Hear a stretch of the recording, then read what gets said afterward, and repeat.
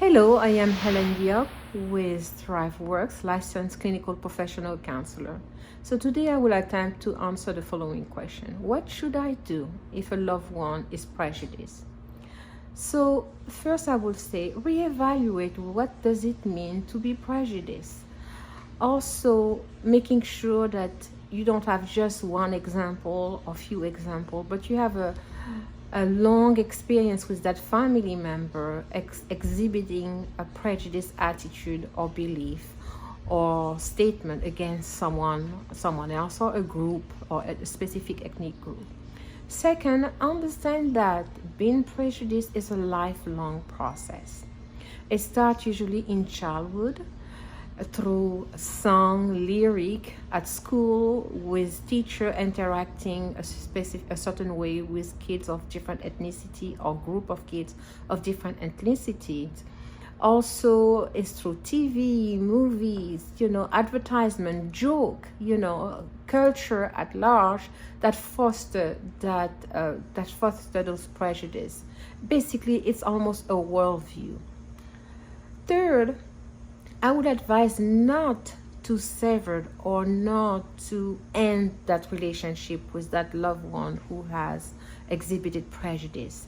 Because if you do so, you will not have the opportunity to allow that loved one to share what they have to share, and also to model and to offer them a different reading as you interact with those people of different ethnicity than yours. So being in that relationship gives you an opportunity to provide a different model of relationship, a different experience that your loved one can see, take in, and work with. Also, I would like to say that it's important to understand that you may be the only person close enough from that loved one to really enter their worldview. It's not easy to enter someone else's worldview, and it's not easy to have them discover a different worldview. As I said earlier, it's a lifelong process. So if you have grew up in a setting where ethnicity are seen as problematic, it will continue for a long time. So it's an opportunity to really offer a different reading, model a different reading, adding more information to what they already have. Then I would like to finish with the ratio.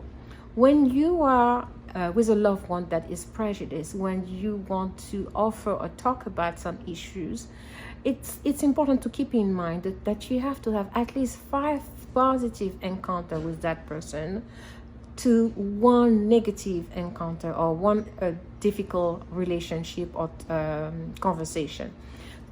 The goal is to be able to keep that relationship open so that you can address problematic issues like prejudicial behavior or statement while having at least 5 positive or comfortable contact with that loved one.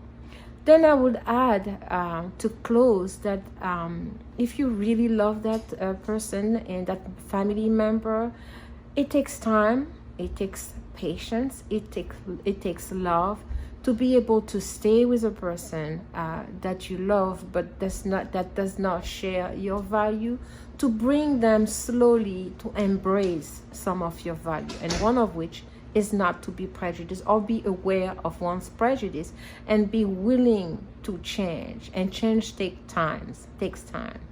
Thank you for listening. At Thriveworks, we condemn all forms of racism, discrimination, violence, and hate. We will continue to provide a safe, supportive space for all. You can meet with one of our caring mental health professionals, including the presenter you just watched, by visiting us at thriveworks.com or click the link below to book your session now. Thanks for watching.